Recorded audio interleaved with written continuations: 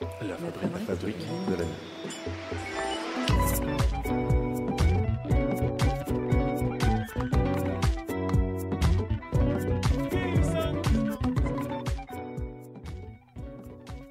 Je me souviens du parfum du géranium. Je me souviens de ces effluves rugueuses, éraillées en haut de ma gorge. Je me souviens de l'étrange goût de malaise qu'elles y ont laissé.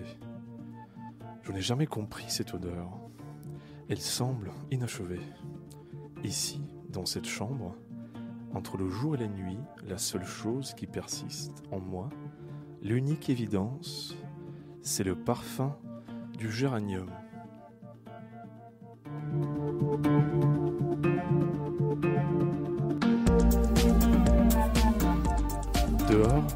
Dehors, les lampadaires douchent le parking d'une épaisse lumière orange. Sur les toits émaciés d'ombre, le matin prend son élan. Au bout de la nuit déjà marbrée de clarté en devenir, tout est calme, traversé de force et de sérénité.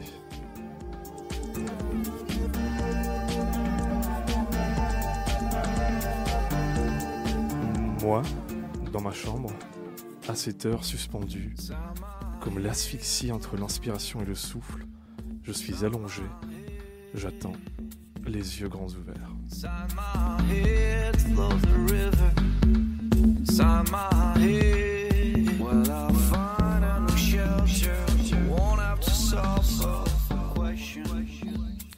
C'était un extrait du Jour blanc d'Alexis Galasser, paru aux éditions Alia, sur un tapis sonore de Houdini, Polygram featuring John Rambo, et avec l'invité de cette émission numéro 84, Alexis Galasser. Je te salue à nouveau.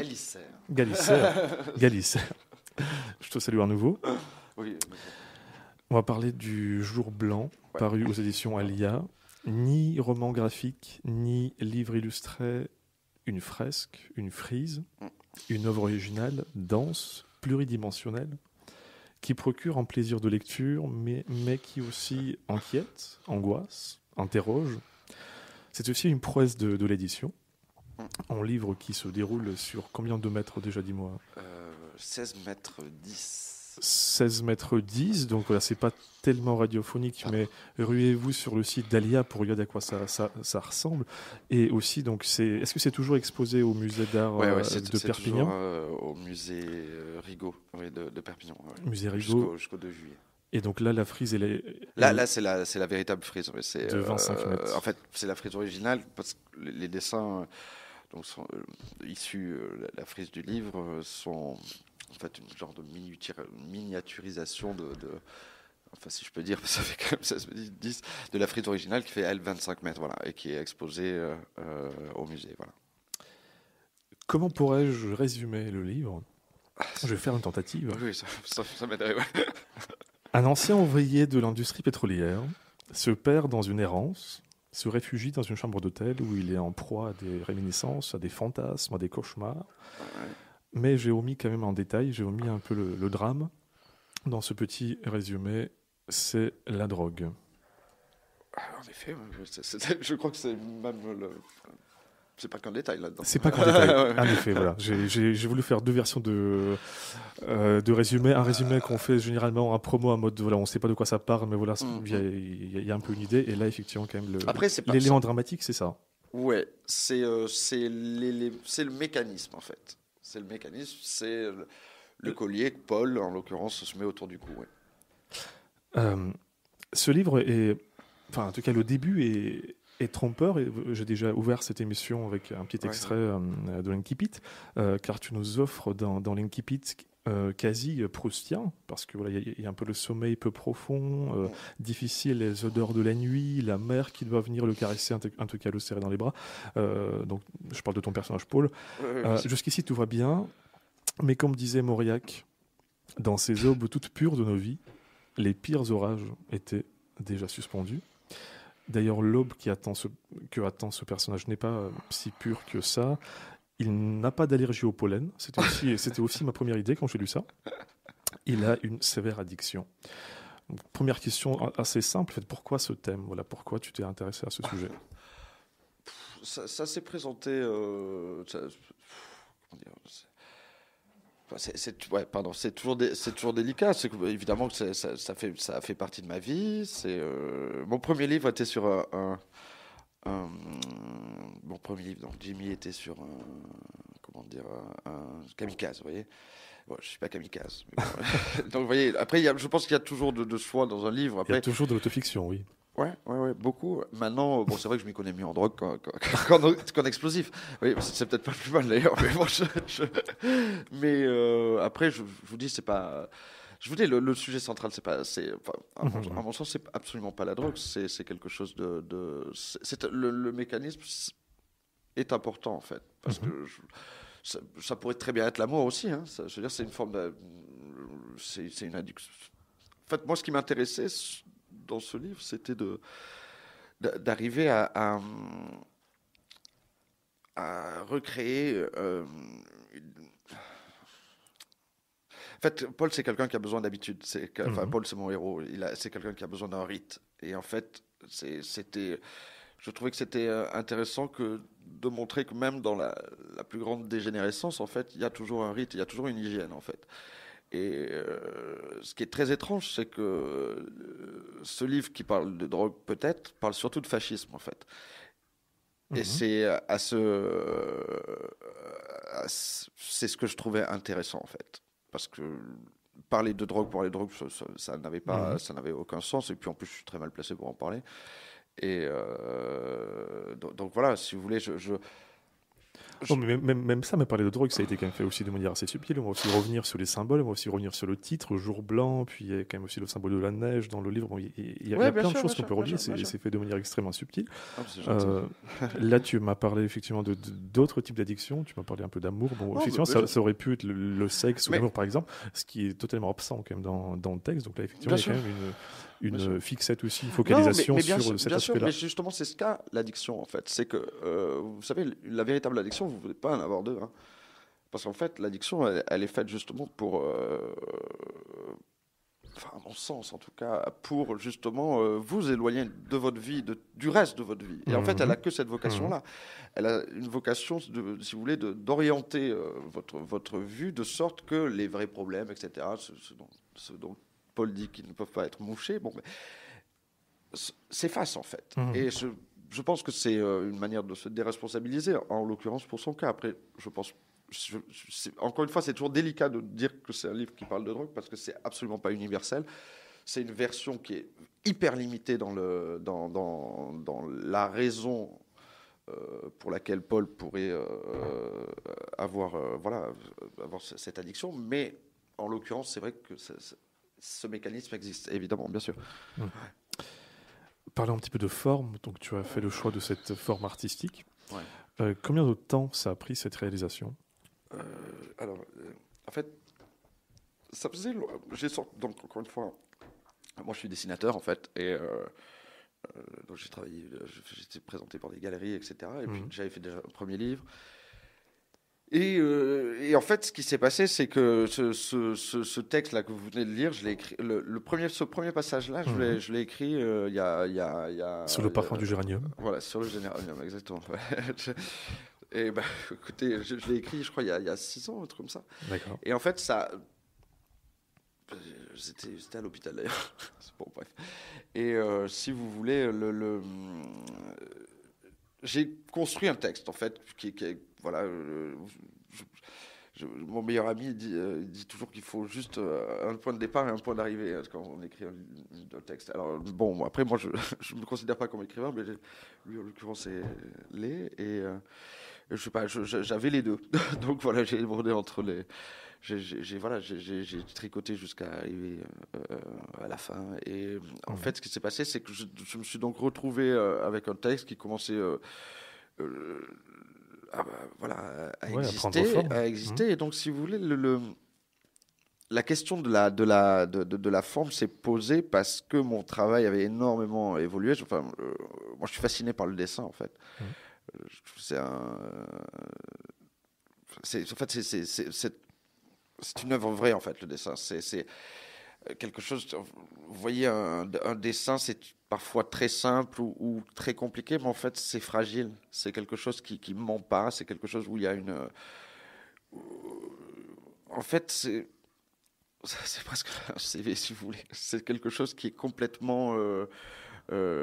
qui révèle énormément un dessin. Et le problème avec ça, c'est que en prenant plus d'espace, si vous voulez, dans la narration que je voulais faire, il a rendu le système de la page, en fait, complètement impossible. Parce que moi, je voulais quelque chose de fluide, si vous voulez. Je voulais quelque chose de... voilà, je pense que... Je voulais essayer de recréer une dimension, en fait. Je voulais essayer de recréer une dimension qui soit en fait, un jour blanc. Je veux dire, mon père qui est présent, avec alpiniste émérite, peut le dire. Et c'est un endroit où, en fait, vous avez plus de repères. Vous avez le sol se confond avec le ciel, et en fait, vous êtes dans une dimension tout à fait parallèle. Et en fait, ça se répète en permanence. Et cette absence de contraste, je voulais essayer de la retranscrire. Et en fait, ce qui se passait, c'est que les pages, en fait, étaient, parce qu'elles ont un verso, en fait, ça crée une contrepartie, si vous voulez, et du coup, ça bloquait la fluidité, le courant, si vous voulez, que je voulais mettre. En fait, je voulais dessiner comme un serpent. Ce livre, c'est d'ailleurs, c'est ça, c'est un serpent, en fait. Et c'est un serpent qui se mord la queue, en fait. Et je pense que si vous voulez, le livre, c'est juste une dimension, et cette dimension qui, en fait, je voudrais juste dire que ce livre est une boucle, parce que je l'ai organisé, enfin, en tant que tel. Le premier dessin, le dernier sont le même, et puis il y a énormément. C'est une cardiogramme, du coup, ça commence, ça finit. Oui, par exactement. une espèce de ligne de vie. Et puis, en fait, voilà, en gros, c'est une dimension. Ça parle aussi, évidemment, de répétition, et par nature même, je veux dire, vous parliez tout à l'heure du pétrole. Le pétrole, par nature même, est. Enfin, je veux dire, je vais encore revenir sur le pétrole même, parce que c'est on y reviendra plus tard, alors, mais voilà, donc en fait, il y a tout un tas de boucles, oui, en effet, qui sont instaurées là-dedans. Et donc, bon, je reviens à la question initiale, c'était. Donc, si vous voulez, quand vous voulez dessiner quelque chose comme ça, de très très très fluide, sans que, voilà, comme un brouillard, en fait, que vous voulez dessiner un brouillard, bon, ben soit vous avez beaucoup, on peut pas le dessiner, en fait. Il fallait en fait créer les conditions du brouillard, si vous voulez. Donc c'était ça que je voulais faire. Et un jour, j'avais complètement presque abandonné l'idée de refaire un livre, et je me souviens avoir vu une table très très longue, vous savez, comme les tables de banquet, comme ça. De mariage. Exactement. Et là, l'idée, vous savez, de temps en temps, les choses prennent un sens différent. Vous les voyez tous les jours, et puis là, vous avez une forme d'épiphanie, vous dites, c'est ça, en fait. Et c'est ça qui est bien, justement, dans l'art, c'est que de temps en temps, vous êtes tellement habité par quelque chose que le reste n'existe pas, et pourtant un détail va vous piquer si fort que ça va permettre quelque chose. Là, ça a permis de 5 ans posé sur une chaise, et un livre de 18 mètres, quoi. Donc voilà. En tout cas, c'est sûr que vous ne pourrez pas le lire spécialement dans votre TGV. Non. ou alors peut-être qu'il faut avoir des antidouleurs, parce que les concepts qui se dégagent du texte, effectivement, l'angoisse, l'aliénation, l'infirmité, la phobie du ciel qui m'a beaucoup intéressé dans le texte, la phobie du ciel, je vais te citer. Rien dans cette campagne ne saurait défier la charge du ciel. Seuls les murs de ma chambre entravent le chemin de cette avalanche, comme les premiers récifs d'une terre battue par l'océan. Je me dis que moi aussi, je dois faire le dos rond, encaisser, m'enterrer et être aussi souple que la nature face à la contrainte. Ma retraite se fera sans chahut, il n'y aura aucune rébellion. Donc on voit la nature, un élément, le concept de résignation, ou sinon de résignation en tout cas, bon, c'est un peu l'anti-rébellion. Et ça m'a un peu inspiré, enfin, je pense qu'on peut même faire un parallèle avec Camus et sa phobie du soleil. Et j'ai un peu regardé dans ma bibliothèque, j'ai trouvé un petit texte de Morand Lebesque qui parle justement du concept de soleil. Chez Camus, je pense que c'est extrêmement proche en fait ton texte, donc j'aimerais avoir ta réaction. C'est le soleil autant que la maladie qui a appris à Camus qu'il était mortel, qu'il était condamné tôt ou tard à cette aventure horrible et sale contre laquelle il se révoltait de tout son être. Je disais non de toutes mes forces. Révolte inutile, toute vie.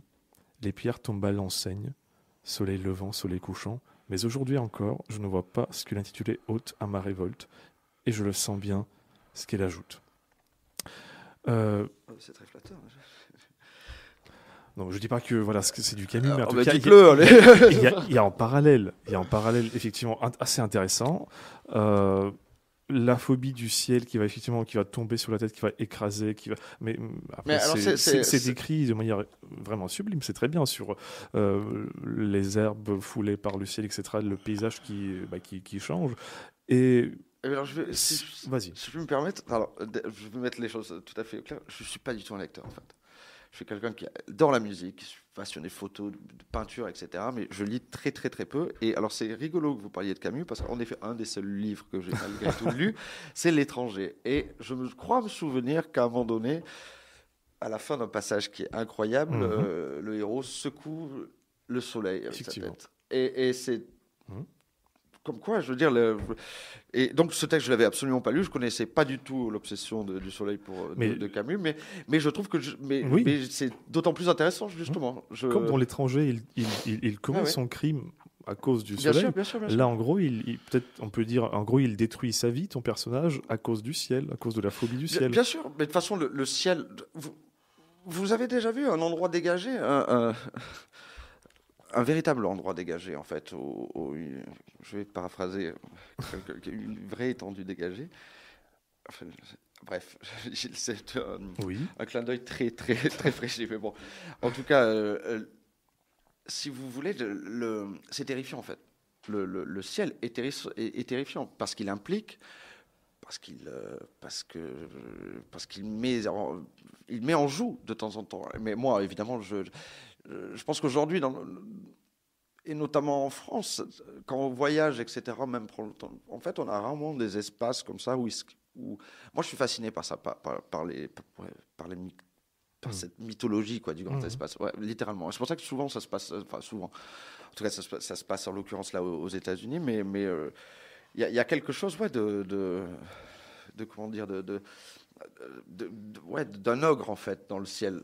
Souvent, enfin, c'est ce que je trouvais, surtout quand il est mis, comme il l'est souvent, je veux dire, en opposition avec la terre et voilà, et les petites maisons, les petites, et en fait, toutes les constructions humaines, si vous voulez, paraissent tout à fait encore plus ridicules, si vous voulez, encore plus dérisoires. C'est ce que j'explique avec cette espèce oui, ça a l'air d'autant plus fou en fait. Et en fait, c'est l'homme qui rend le ciel fou, si vous voulez. Évidemment, bien sûr, c'est l'homme peut-être dans bien sûr, c'est l'homme qui rend fou. On poursuit cette discussion avec Alexis Galisser tout à l'heure. On va écouter un son très mort, les Argentins, avec le morceau Resplendor. Alors parfois je me prends à rêver d'une nuit sans horreur, une nuit sans fin qui ferait de nous tous des sinistrés. Oui, un cataclysme dont je ne serais pas le seul martyr. Toujours un extrait du livre Jour blanc d'Alexis Galisser, est toujours avec nous. C'est toujours La Fabrique de la nuit, numéro 84. Une petite question comme ça qui m'est venue à l'esprit. Tu te qualifies comment d'ailleurs, plus qu'en écrivain, comme dessinateur, en artiste? Alors moi, je ne me considère pas du tout comme écrivain, je me considère comme dessinateur. Après, peut-être que... Alors bon, pour moi, écrire, c'est vraiment une récréation, parce que le dessin, c'est compliqué. Hein. C'est beaucoup, beaucoup, beaucoup, beaucoup de travail.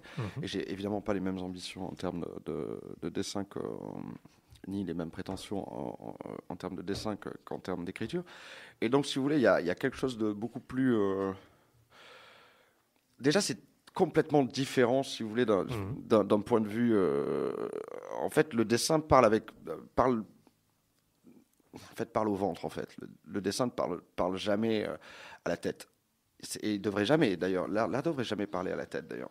Ça, je pense que le ventre, après, donne à penser à la tête. En fait, quand je parle du ventre, je parle des impressions, je parle de ce qu'on n'explique pas, je parle justement de tous ces serpents qu'on abrite. Et en fait, si vous voulez, ce que je trouve intéressant, c'est justement c'est pour ça d'ailleurs que je voulais absolument pas bégayer le texte en l'illustrant, en fait. Je voulais en faire un genre d'inconscient. Et c'était ce qui est très...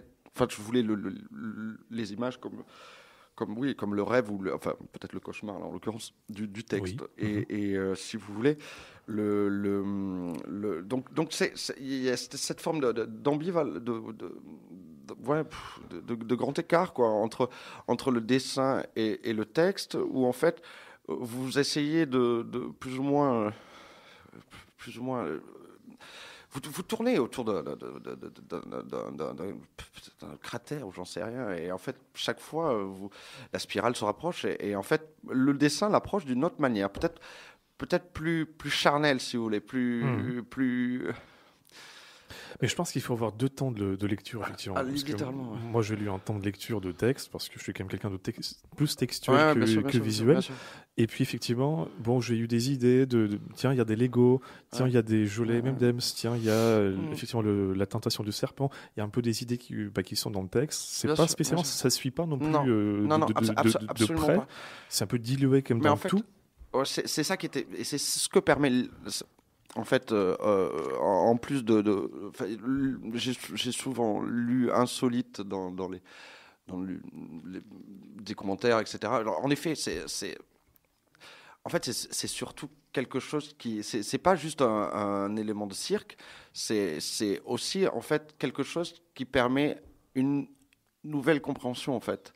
Enfin, une nouvelle. En tout cas, c'était revenir à la compréhension qui se faisait avant le livre, en fait. Si vous voulez, il y a quelque chose, de plus enfantin, de plus naturel, parce que, si vous voulez, dans cette forme de linéarité, dans cet horizon qui est en plus une boucle, si vous voulez, il y a des événements qui, en fait, annoncent des mots, et des mots qui avancent des dessins. Et en fait, si vous voulez, le dessin, c'est ça. Le dessin, c'est en permanence une prophétie, en fait. Quand vous dessinez, vous êtes penché sur votre feuille, ou enfin, en l'occurrence, moi, je suis penché sur ma feuille, mais beaucoup de gens dessinent debout. Moi, je suis paresseux, donc je suis très courbé sur ma feuille. Et en fait, si vous voulez, vous êtes tellement proche qu'à un moment donné, ce dessin, cette page blanche, en fait, s'anime. Et c'est très... Alors, c'est peut-être compliqué à comprendre, mais vos yeux sont tellement... parce que ça n'a rien sur le moment, ça n'a rien d'intellectuel. C'est littéralement une mécanique. Et donc, vos yeux sont complètement inspirés par les nervures, par la peau, quoi, du dessin. Parce que moi d'ailleurs, mon dessin en témoigne, j'ai vraiment une profonde affection pour la transparence, etc. Et en fait, si vous voulez, il y a cette idée que les images naissent du dessin, du papier, en fait. Et donc, il faut comprendre que le papier a déjà en lui-même tout l'univers, quoi. Et en fait, vous faites juste que trouver quelque chose dans le papier. Et c'est ça qui est assez génial, c'est que vous partez avec une idée, etc. Vous l'avez dans votre tête. C'est une super impression que d'être. En fait, le dernier stade du travail, c'est le dessin. Parce que d'abord, vous avez préparé dans votre tête, etc. Et ce qui est génial, c'est que quand vous êtes dans ce moment de live qui est rare, en fait, dans mon travail, et de temps en temps, vous avez le dessin vous apprend ce qui va se passer après. Et ça, c'est génial, parce que c'est un genre de Rorschach, si vous voulez. C'est-à-dire que vous voyez, par exemple, là, j'ai pas une feuille, mais vous avez du bois devant vous. Vous avez dans les fibres, vous pouvez passer. En fait, ce qui est assez fascinant, c'est que ce dont témoigne le dessin, enfin, en tout cas, ce que j'ai remarqué moi, c'est l'incapacité d'être seul, quoi. Vous voyez, vous avez même là devant une feuille, vous avez besoin de chercher quelque chose de culturel, quelque chose, je veux dire, qui vous raccroche à votre société. Je veux dire, vous voyez ce que je veux dire, vous voyez quand vous regardez des nuages. En fait, c'est vous qui les. D'ailleurs, j'en parle, mais voilà, vous y trouvez des visages, vous y trouvez des figures, etc. Exactement. Et en fait, c'est exactement pareil quand vous dessinez. Et donc, si vous voulez, c'est assez fascinant, en fait, et c'est moi ce que j'aime dans l'écrit et l'image, c'est qu'en fait, souvent, au lieu de se compléter, en fait, elles s'annoncent, elles se devinent, elles se prédisent, si vous voulez. Vraiment, de temps en temps, vous avez un dessin et c'est une prophétie. Petite prophétie, hein, je veux dire, mais en tout cas, vous vous sentez comme un géant en ce moment-là. Et c'est rare, hein. Je veux dire, c'est en toute humilité. Mais bon. En tout cas, voilà. Donc le ping-pong, si vous voulez, qu'il y a entre le texte et les images, c'est quelque chose qui se maîtrise bizarrement, en fait. D'ailleurs, ça se maîtrise pas, ça se vit, quoi. Et bon, la seule chose que j'espère, c'est que c'est que voilà, on peut aussi. Je voulais pas faire quelque chose d'autoritaire, donc j'espère que justement vous pouvez trouver voilà vos rapports à vous, vos rapports propres, en fait. Je vais rebondir sur ce que tu viens de dire sur la culture, et tu dis que justement, je vais revenir sur ça pour te faire lire un morceau. Donc tu dis que la culture, c'est quelque chose c'est une forme identifiable. Ouais. Et j'aimerais bien aussi donc en profiter pour revenir sur le personnage de Paul. Est-ce que tu peux nous lire donc cet extrait sur un peu un épisode de sa vie d'écolier, et aussi on apprend un peu son portrait, son physique. Dans le miroir, il y a de la chair et des cheveux. Quand je me vois dans la glace, je me regarde comme on regarde des nuages, avec la même volonté d'y trouver une forme identifiable, une sorte de culture. Enfant, je jouais souvent à ce jeu avec mes copains. La tête en arrière, on peuplait le ciel des chimères et de monstres. J'étais le meilleur dans cette discipline. Je savais déjà que dans ces formes abstraites, on n'aperçoit jamais que ce que l'on veut voir, et qu'il suffit de s'en convaincre pour que les tourments du ciel soient les reflets des siens. Ainsi, aujourd'hui, encore, je peux ressembler à tout ce qui existe. Je n'ai qu'à choisir. Si je n'ai plus de figure, mon portrait est un tableau noir ou une page blanche. C'est une matrice. Ça fait aussi un peu peur quand même. Il y a un peu une peur presque antique en fait dans tout ça. Et moi je trouve que c'est réconfortant en fait. Justement, on se retrouve dans ce que tu viens de dire. Effectivement, il y a quand même je trouve que c'est hyper des lectures différentes. Et en fait, je pense que entre la peur de cette page blanche. Ouais. Mais en fait, c'est juste évidemment que ça vient d'une peur.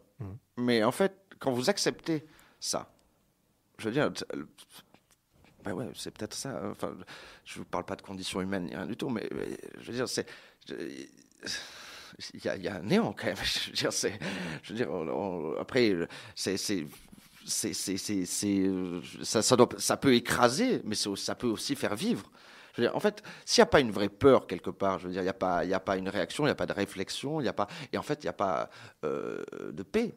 Je veux dire, dans le sens où bon, ben aussi on peut accepter que bon, ben on n'est rien, on sera jamais rien, et que c'est pas grave au final. Je veux dire, et que en fait, l'important c'est de faire ce qu'on aime, et le plaisir qu'on a à le faire, et l'amour. Je veux dire, le véritable. Je veux dire, donc voilà. Je pense que justement, c'est réconfortant parce qu'il y a eu une peur énorme. Parce que oui, en effet, le ciel, le ciel, c'est en effet pas qu'un élément physique au sens qui fait que moi j'ai fait de la physique-chimie, mais c'est aussi voilà. Là où Dieu habite, vous voyez, dans votre vision d'enfant. Donc, je veux dire, évidemment, le symbole du ciel qui assassine, etc. Bon, ben, il est peut-être là aussi dans quelque chose que je ne saurais pas moi-même, hein, vous voyez. Mais c'est aussi ça qui est rigolo, c'est que, vous voyez, ce qui est encore une fois. Moi, je cherche pas. Enfin, dans mon travail, j'ai jamais déjà eu de certitude, mais donc encore une fois, c'était une peur et je l'ai accepté à un moment donné. Et ce que je trouve assez cool, c'est qu'en fait, vous voyez, par exemple, vous venez de m'apporter une réponse sur mon travail en me parlant du ciel, etc., etc. Et je viens de comprendre. Et en fait, ce que je trouve super, c'est qu'en fait, quand on fait un travail et qu'on essaye de le borner au maximum, malgré tout, hein, parce qu'on a toujours cette volonté comme ça, justement, d'être un petit Dieu, d'être un petit ciel sur son travail. Bon, et ben malgré tout, vous maîtrisez 0,5%, j'en sais rien. Et là encore, vous voyez, dans une interview, je viens de comprendre quelque chose sur mon travail. Et je vous en remercie. Et c'est quelque chose, je veux dire, je pense que c'est important de comprendre que voilà, ben oui, une page blanche. Une page blanche, c'est aussi un avenir à faire, quoi. Et je continue sur ce truc-là. Excusez-moi, je vous demande conseil. Hein. Non, mais c'était très bien. C'est très bien. Non, je lis le passage. Vas-y, lis. Donc c'est un passage assez important. Donc sur son enfance, voilà, ça fait partie un peu comme ça d'une succession de. À lire, hein. Ah non, enfin, c'est pas facile à lire. Je veux dire pour nos auditeurs en termes, très physiques. En fait, c'est difficile de tenir dans les mains en fait l'ouvrage. Ouais. Donc, lorsque j'étais écolier, à l'occasion d'une sortie pédagogique avec ma classe, je suis allé voir l'aquarium de la ville. Il réunissait des poissons originaires de toutes les mers du monde. Il y avait même des requins. Près d'un hublot, dans l'un des tunnels longeant la piscine des orques, se trouvait une vitrine. Elle était à peine éclairée, comme si on avait voulu la cacher, comme si on en avait honte. À l'intérieur, un poisson flottait dans de l'eau jaune. Il ne bougeait pas. Je n'ai pas compris de suite qu'il était mort. Il était tellement bien conservé. Ou bien l'ai-je cru vivant parce que j'étais enfant et qu'aujourd'hui je ne douterais pas une seconde qu'il soit mort. Sur le socle en dessous, un petit texte affirmait que ce fossile était en quelque sorte notre ancêtre. Je ne me rappelle pas exactement par quelle contorsion il était à l'origine de toute vie terrestre. Je n'ai pas compris pourquoi ni comment. Je me souviens juste m'être senti sale et avoir pensé que Dieu était laid. Je suis resté des heures devant le poisson préhistorique. Il n'y avait plus personne autour de moi. Lorsque la maîtresse m'a retrouvé en face de la vitrine, elle m'a tiré par la bras en me criant dessus. Elle aussi, elle avait l'air de se sentir sale. Tout au moins, à mes yeux, elle était tout autant que moi et que les autres enfants. Je n'ai pas quitté le poisson des yeux. Quand je ne me quitte pas des yeux maintenant, dans ce miroir, je me dis que si toute la vie est je me dis que si toute la vie est sortie du ventre du poisson, alors entre mon cou et mes cheveux, l'univers tout entier peut habiter. C'est ça aussi quelque chose quand même d'intemporel. Tout l'univers peut habiter. Mais c'est là où il y a un peu l'horreur quand même de. Je sais pas, il y a des monstres de la Grèce antique. Mais l'univers habite dans votre esprit. Bien sûr. L'univers, le monde, tout ce qui existe. Je veux dire, l'univers n'existe que par rapport malgré tout, à votre conception du monde. Alors évidemment, après il y a des consensus dans ces choses, ce qui fait qu'on peut dans ces interprétations et dans ce qu'on appelle la culture, et ça permet de vivre ensemble. Mais il n'y a rien de vrai. Quand on regarde l'ouvrage, donc très très bel ouvrage, comme tu viens de confirmer, qui est assez difficile, qu'il faut maîtriser. Oui, surtout quand il y a un micro au milieu qui empêche de voir. Il faut maîtriser. Et donc, ton éditeur a choisi cette phrase. Ça sera important, ça sera essentiel, ça sera faux. Alors, c'est pas mon éditeur qui l'a choisi. C'est toi qui as choisi. Ouais. On m'en a proposé certaines et moi, je proposais celle-ci. Ouais. Alors, dans ce cas-là, un petit commentaire, parce que moi, je voulais même pas rester dessus, mais vas-y, si c'est toi qui as choisi. Ouais. Parce que souvent, c'est l'éditeur, donc c'est vrai que... Vous savez, ça vient mots, voilà, donc tout le livre est dans ces 9 mots, en fait. C'est ce que je viens de dire, c'est que les choses n'ont l'importance que celle que vous lui donnez, en fait, vous leur donnez. Et en fait, je pense que en l'occurrence, mon héros meurt pour un mensonge, si vous voulez. Meurt pour quelque chose qui a une contrefaçon, si vous voulez. Est-ce que c'est une utopie ou c'est une anti-utopie, je ne sais pas, dystopie? Mais bien sûr. Mais de toute manière, je pense que à la base, si vous voulez, l'utopie peut engendrer soit le désespoir, comme pour Paul, soit étrangement, justement, la transcendance. Et c'est ça qui est aussi intéressant, c'est de voir que, par exemple, dans mon premier livre, on a un destin tout à fait tragique, puisqu'il se finit par se suicider, ce garçon, dans un attentat suicide. Et là, on a un destin qui paraît être tout à fait monotone au final, parce que il meurt pas vraiment, bref, etc. Et il n'y a jamais de changement. Et si vous voulez, en fait, ce qui est étrange, c'est que la personne En fait, ce que je pense, c'est que le lien qu'il y a entre Jimmy, qui était donc mon premier héros, et Paul, qui est le héros enfin le héros, en fait le personnage ouais, il n'est pas pompier non plus, mais bon, bref, donc c'est le personnage principal. C'est la pureté en fait qui les rassemble. Et ce qui est très étrange, c'est que la pureté peut engendrer le bien comme le mal. Et c'est ça qui est... Moi, j'aime en fait me dire qu'une chose, une graine, en fait, vous voyez, peut exploser dans tous les sens, vous voyez, comme un globe, vous voyez, comme une ramure d'arbre quand elle va chercher la lumière, et quand il va chercher la lumière. Donc, en fait, ça, c'est très intéressant de se dire que les choses sont en fait, la vie est fabuleuse parce qu'on peut jamais rien savoir. Et moi, moi, j'en ai profondément conscience. Donc J'aimerais finir quand même sur un élément presque de la critique sociale, enfin en tout cas qu'on peut trouver dans le texte. Effectivement, c'est le pétrole. Donc, ouais. je vais te citer, donc ça se passe au Canada, en Alberta apparemment, donc c'est un peu des conditions particulières pour l'extraction du pétrole qui est presque à ras le sol en fait. Tu écris « Tout y était noir, sali. Je travaillais sur les champs d'extraction, enlisés dans la boue et la vieille mort. Mourir m'avait toujours semblé absurde. En travaillant à ce recyclage, j'ai compris qu'il n'y aurait jamais vraiment de fin. Avec le temps, une sensation rance m'a gagné. Est-ce la noirceur du sol qui s'infiltrait en moi et qui a gravi jusqu'à mon âme par capillarité ? Je ne sais pas, peu importe. Un jour néanmoins, il m'est apparu que toute cette charogne était le pilier d'un monde auquel je n'avais vraiment pas appartenu et que je m'apprêtais à quitter définitivement. » C'est une ébauche d'une critique aussi de l'ordre du monde.